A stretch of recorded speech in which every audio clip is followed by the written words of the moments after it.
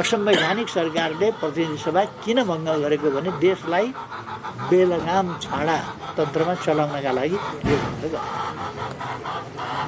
यो असंवैधानिक ढङ्गले भङ्ग गरेको छ। सिफारिस गर्ने हैसियतै नभएकाहरूले सिफारिस गरेको छ। तर संविधानमा कुनै धारा केही नभएको ठाउँमा राष्ट्रपतिज्यूले भङ्ग गर्नुभएको छ, गर्नु हुँदैन थियो। त्यसकारण हामीले संविधान यो विघटित प्रतिनिधि सभाको पुनर्स्थापनाको माग गर्दछौँ, त्यसका लागि आन्दोलन गर्दछौँ र अगाडि बढ्छौँ।